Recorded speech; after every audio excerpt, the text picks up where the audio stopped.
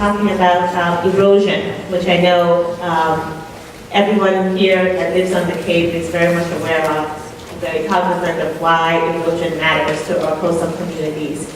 And Berman, who's a coastal shoreline specialist and geologist working with this whole sea grant, he's going to, and the Cape Cooperative Extension, sorry, I forget to mention those. He's going to be taking us on a journey, kind of looking at the spectrum of erosion control methods that we have, and kind of framing out how we want to think about the choices we made with respect to erosion control. So, Greg, thank you. Hello, everyone. And as Connery said, this is probably going to be more of a tease than anything. Any one of these methods I'll be speaking about could definitely be a presentation or possibly a workshop all on its own. I like this picture. I lived in Hawaii for about a year working with USGS. We had rainbows pretty much every other day. I think I have one picture of a rainbow in the Northeast since I moved here. But this is a good picture to kind of lead off this talk, that we have a spectrum in the back, and we've got a hard armor in the front. Now, there are a variety of methods involved. Everything we do along the shoreline has an impact. Some things have more impacts than others, and everything's very case and property dependent. But there is a range between these effects. So I think the previous presenters did a great job. I don't have to go into it too much, but really a huge amount and a diversity of shoreline stabilization systems on Cape Cod. Think about the South Shore. I don't think you can stand on the beach anywhere and not see some kind of shoreline stabilization feature. Those structures were justified by historic erosion and storm trends. Obviously, with climate change, we are seeing potentially enhanced storms, projections for higher sea level rise, which are going to exacerbate these issues and potentially provide more justifications for adaptation. The image over here on the left has some fairly generic looks at adaptation methods. We have no protection whatsoever, where you just allow things to erode, engineered retreat, which we've talked about a little bit, island raising, nourishment, and then levees. I'll break it into a full spectrum with a variety of different Cape-specific alternatives. One thing to think about on Cape Cod, we typically manage at the parcel level. Individual homeowners, I'm going to take care of my property. If you are trying to do that, honestly, you're lucky if your neighbor doesn't oppose your project, much less get on board and try to help out and do a more regional management technique. Here's an example of a larger scale beach nourishment effort, which we really don't get involved with too much here on Cape Cod. If we had more offshore sand mining, it might be a viability, but onshore trucking just gets too expensive. And here's an example, why should we protect coastal properties? Private property is very important in Massachusetts, private property rights. Here's an example from the town of Brewster. I just looked at along the shoreline properties, and the approximate value of those properties, just from the tax records, is over $333 million. And that's actually a bit low. Some of these areas are state-owned, not taxable, that sort of thing. So you're looking at about 1% of the properties, 3% of the total town area, but it makes over 10% of the tax base of the town. You're not going to be able to go in a town meeting and say, let's spend this money, buy all these properties, and allow things to retreat. Certainly not in one go, maybe property at a time. So you're not going to be able to do that in the town meeting. And if you were to try to regulate it such that these properties are going away, you would have to take it, you would still have to pay for it. Now, even if everybody along the shoreline were to just give the property to the town, you're still going to have an impact to the town by the tax base, which I don't see happening. But to keep the same revenue, the tax rate would go from up a point to about $300 per household. So there is a reason for people to try to protect their investment in their homes. So the spectrum is over there on the left. We're starting off with the least impactful alternative, which is to do nothing. So allowing things to progress as they have been progressing. Some of the questions to think about if you're examining doing nothing. Is the system going to recover by itself? Here's an example after that nor'easter in 2013. Here's that stump. You can see the beach elevation is very low. We have about 4 to 5 feet of vertical recovery in just a couple of months. So that's one thing to think about. Is the beach going to recover? Is this a seasonal change? Is this not an anomaly, but is this a punctuated storm effect versus the yearly erosion rate? How far is what you're trying to protect from the water? If you are 100 feet away from the water and your erosion rate is 1 foot a year, there's a lot less impetus for action than if your erosion rate is 10 feet a year. In addition to that, I'll talk about grandfathering a little bit later, but the state act will grandfather some structures from before 1978, but it's not there to protect your lawn. You actually have to have the structure endangered. It's not for the actual upland areas. The next kind of least impactful thing you can do is to plant vegetation. And this is actually a fairly good alternative in a lot of situations. You can plant beach grass, you can do coastal bank planting, and there are a variety of resources to be able to help educate you about these varieties. CZM has a great landscape planting website. We have coastal boom protection, and also just to remove invasives. They're not going to be able to hold the soil as well, not necessarily as good for the farm. Now we're starting to get a bit more involved, and any one of these particular methods has a spectrum to itself. But when you're looking at regrading, some, this coastal bank in this case, it's not going to be able to support this angle. You can see there's a big overhang right there. It's going to continue sloughing off. And unless there's some kind of toe protection, this slope isn't going to allow vegetation to take back off. An example here, might be a little vertically distorted, but they've reshaped the bank itself in order to try to get vegetation to take off at a more stable angle. Another thing to think about when you're regrading is runoff from the upland. This example over here, I like this picture, it kind of reminds me of my kids' dribble castles. But if your house is just upland of that, this would be a very disturbing effect. You have runoff coming up over the edge, it's a sandy coastal bank, and it's just pouring material out of the bank onto the beach. Here's another example of that kind of sloughing off and moving down.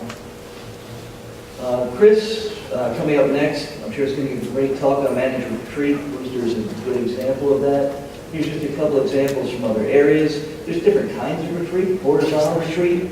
This particular building gets moved about 80 to 100 feet horizontally back away from this eroding shoreline.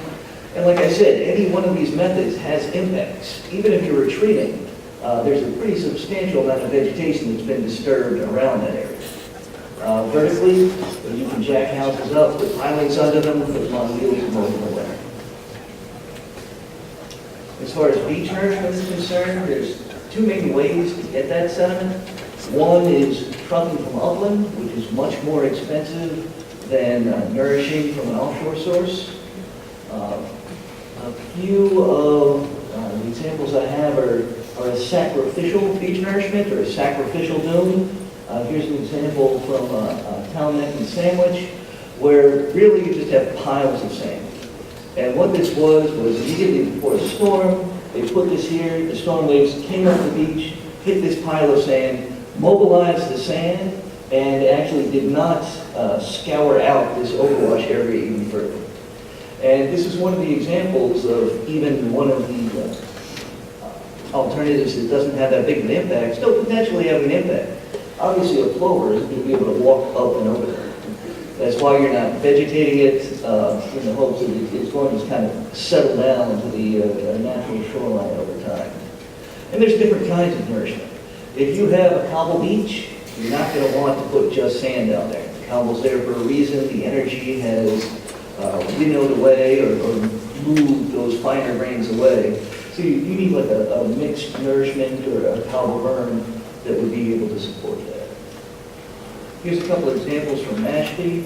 This is immediately before Hurricane Sandy, where South Cape Beach had a sacrificial sand dune right on the edge of the parking lot of the Papanesset. They had some sand fencing and dune. Immediately afterwards, you can't really say how much of the parking lot was saved, but it probably did some help for the system.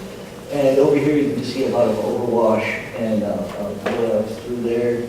And then the repair methods, just a day or two after Sandy, this navigation channel was dredged, the material put back up where it was. Of course, that's not allowing the beach to migrate landward anymore, so it's going to become more and more frequent.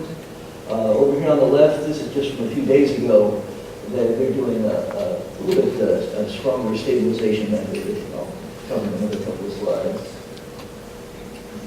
Next is sand fencing, and this is a good example of what I was saying. This is a spectrum and a spectrum. You can have fairly low impact sand fencing and other sand fencing that has a much higher potential impact. So the typical sand fencing is these little wire and slat sand fence with a 2x4 posts. You want it perpendicular to the wind. It slows down the wind. It allows that sediment to fall down.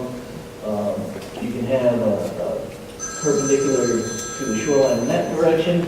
And it also can be used to try to funnel beach traffic, trying to keep people from walking on vegetation and disrupting the dunes that way. This is a big pet peeve. I go out after storms, and there are some fences, whether it be just visual deterrents or whatnot, that have these metal stakes out there. And I think this was after one of the releases. Every one of them was just bent over with a rusty metal stake poking up in the air. Don't use metal on the beach. It's not a good plan. This particular example, I don't think it's intended to be a shoreline stabilization technique, but it has absolutely no permeability. A lot of these slats have about a 1-to-1, so you have wood and you have air, so air is allowed to move through it. Air can't move through that, water doesn't move through it. It gets pretty bad. Moving on to a little bit stronger sand fencing. This is typically referred to as a drift fence. You'll have pilings and then 2x3s, and these are installed by machines. This is not volunteers going out there and putting this in. It typically can go a little bit in the intertidal. It's going to be able to break up the wave energy a little bit. It can withstand a little bit of ice, certainly more ice than just the slat fencing, but if you get thick enough ice, it can tear this up as well. There's different patterns where you can have just a single zigzag, you can have double zigzag. It seems like one of the major benefits is being able to keep nourished material upwind of the fence instead of trying to accumulate material by wind blown. You can have different colors. And now we're moving into a realm of how solid can we make a sand fence before somebody says that's not sand fence anymore. This particular example, which I'll cover in another couple of slides more thoroughly. I mean, these are pilings, and I think there's about an inch between them. Here's this particular system during Hurricane Sandy, that you're getting wave impact on that piling system, but you still are allowing that sandy material behind it to erode, so it is providing material to the system. It's allowing transportation of that material, but just how much material has to move to be able to qualify as a fence versus a coastal structure. I'm looking forward to seeing some of the results of potential impacts along the coastal beach as well. And this is certainly not completely arresting erosion. During a lot of storms, they're up there just pouring sand over the side too. So I mean, it's a multifaceted effort in this particular site. Moving on to fiber rolls. This is that shredded coconut husk within and the jute netting around it. And there's, again, different levels of impact that these particular alternatives can have. If you put it in the marsh, it's good for stabilizing an area. It's really excellent for being able to plant within it. It provides some temporary stability for those roots to take hold, the vegetation to take over, and then that material will biodegrade over time, the vegetation takes over. These, we call them staples, There's little stakes down there with wire over it to try to secure it into the substrate. And then there's much more robust fiber rolls. Here's the installation right here where it's going to trench down a little bit and put in. And this has cabling and ductile anchors that are put into the tank itself. Here's an example of this cabling. And really, once erosion gets behind it and they start to move, they really start to lose their protective ability. If it gets wet too often, definitely if it's within the intertidal, it tends to go away pretty quick. These things have to be covered, protected from sun degradation, from wind being able to remove that, and it tends to go away pretty quick. This was an attempt to try to stabilize some of the more invert material. And there's different kinds. For a while, wire-wrapped fiber rolls came out to provide a little bit more integrity to that fiber roll when it starts to fall apart. One of the potential impacts, I don't know if you can see it, is once it gets loose within that wire wrap, it really beats itself up within there. It goes away pretty quick. And like any, not like any, but impacts, you can have a terminal scour or end scour that if you get a certain amount of wave run up or currents moving along, potentially waves refracting around, the edges of these can certainly enhance wave erosion. And if they become completely mobilized, they float over it. So they will move down the beach, they can take out other structures, they can wave out stairs.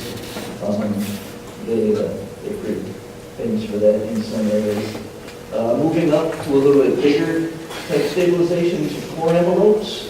That's kind of a flap that's open. Here's the actual installation of this area that he's standing right there where the material is going to be placed. Definitely much bigger than those 12 or 20 inch diameter fiber, and they're filled with sand versus that coconut dust.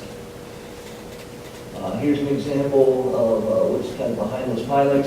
This is more of a lift than an envelope or bag, but the material was put down there, the core was wrapped back over it. Here's an example from just a few days ago of the material actually being placed within that core envelope. And you can see there's different layers to this core envelope. You have an outer layer of core, inside you have an inner layer of core, another layer of burlap. And then one thing to think about is geotextile being used. I'll talk about sandbags in a little while, but when you're talking about a biodegradable shoreline stabilization, and you include a non-biodegradable shoreline aspect in there, it's really up to the Conservation Commission. It certainly seems like you're defeating the purpose. You're not going to be able to go through that. It does add quite a bit of stability to the overall project, but at what cost? And around here, or maybe even a little bit before, we start running into some regulatory issues that put kind of a firm line within my spectrum. That things start to become a coastal erosion structure defined under the Wetland Protection Act. And these are things that alter wave, tidal, and sediment transport processes. And so some of the main processes, of course, are longshore sediment transport, which are moving along the beach, cross-shore, being able to erode beaches and dunes to provide for the beaches and downdrift landforms. An example of one of these is a groin.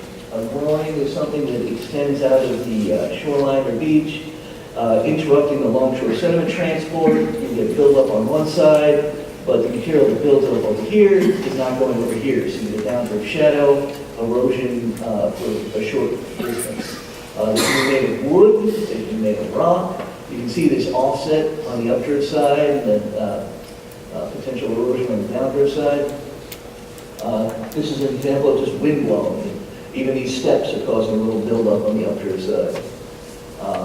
One potential alternative or way of making groins more permeable and therefore potentially less impact to the beach is notching them, which means just going to a certain elevation or certain spacing along the groin, removing a few key boulders. So if you have a beach that's up to a certain height, after it gets above that height, you'll start moving through that notch, and then the machine is down there. Over here, we have jetties, which are a bit like groins in as much as they're intended to alter the longshore sediment transport. But groins, at least in theory, are supposed to allow the material to go past the groin and eventually get into downdrift. The jetties are intended to completely block the transport. They don't want material to go into the inlet and interfere with navigation. I think most people know what that one is, the Cooperative Canal. And you have quite a bit of deposition on that updrift side and the resulting erosion on the downdrift side. Here's an example from the Kentucky Sound that this particular jetty is to capacity already. So unless you extend it or make it taller, it's working its way around. A lot of the material is going into the pond and affecting tidal flow. And there's a few notches in this jetty already that weren't necessarily intended to allow material to go in. But these particular CESs are on the longshore sediment transport side. Now we're going to move over to the cross shore, so you're trying to slow down or stop the erosion. One thing is sandbags, and I would put geotextile tubes under this as well. You have this geotextile material, you fill it with sand. It has the potential to be removed. They aren't always.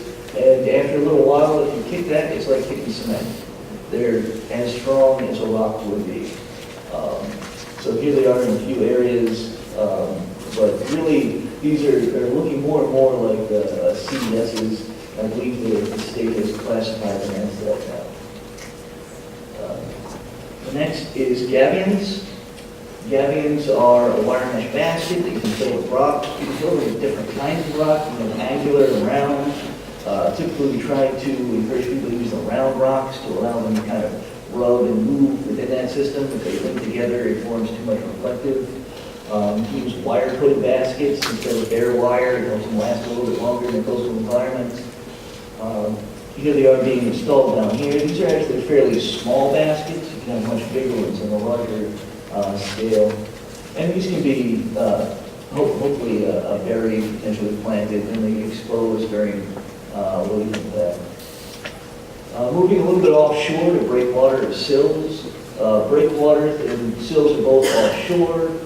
The breakwater is pretty much always exposed. The sill is underwater during certain times. Here we are up in the Winthrop area. These are the Five Sisters, and you can see they are affecting the erosion of this area. This area is actually building out a bit in addition to a lot of nourishment.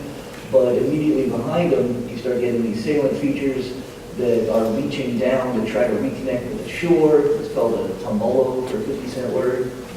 But if you actually do make this connection, you have a bit of a groin effect that you're blocking longshore sediment transport, even though you didn't build anything that was necessarily intended to do that.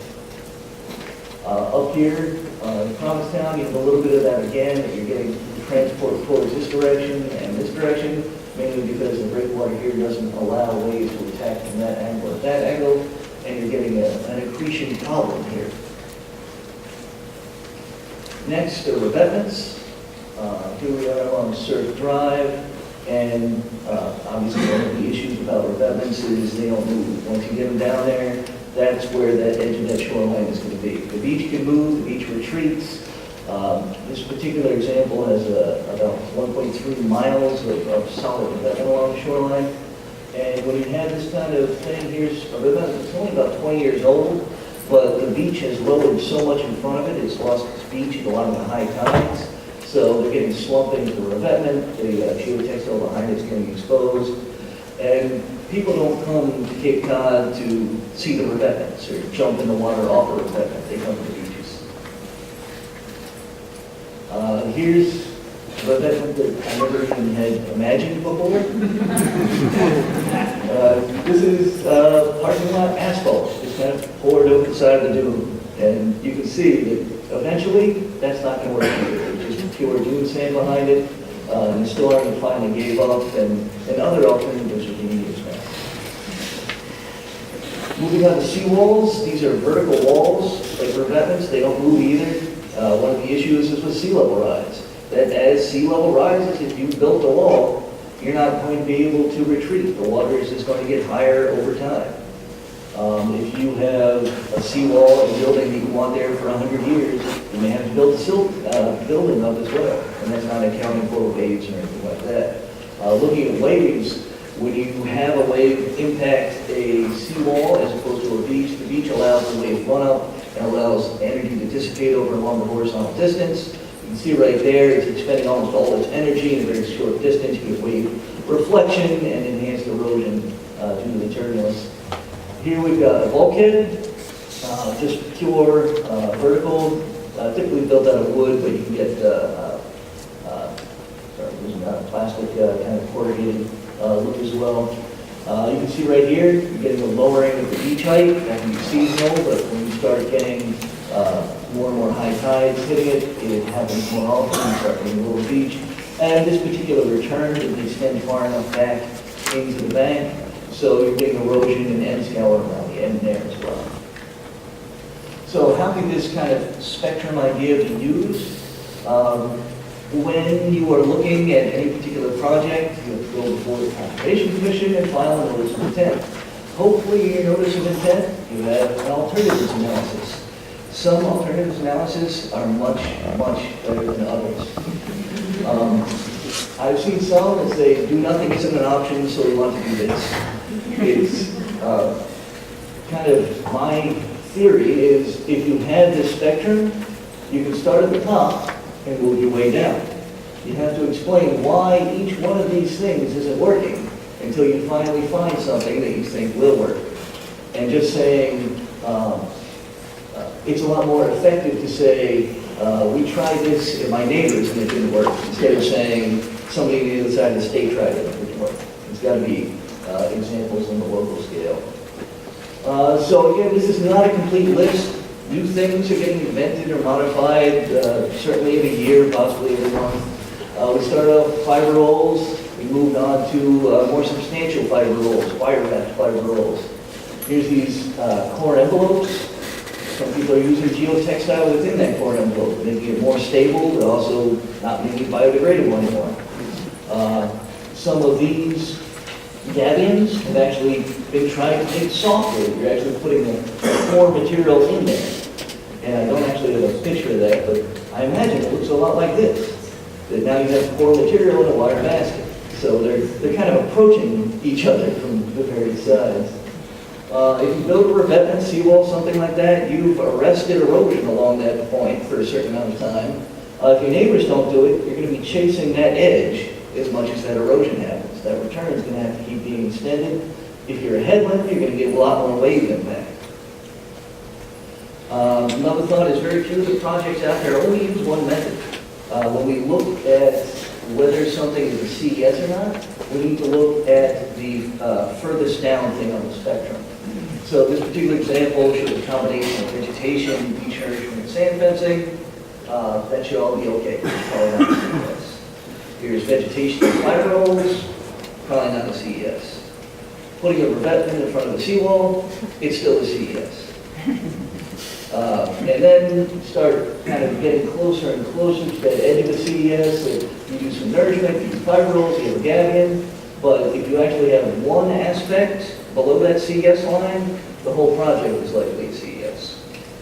So just to wrap up, hopefully we can improve our resilience because private property is very important in Massachusetts, but hopefully at a cost that doesn't too severely impact our natural landforms and the coastal resource areas.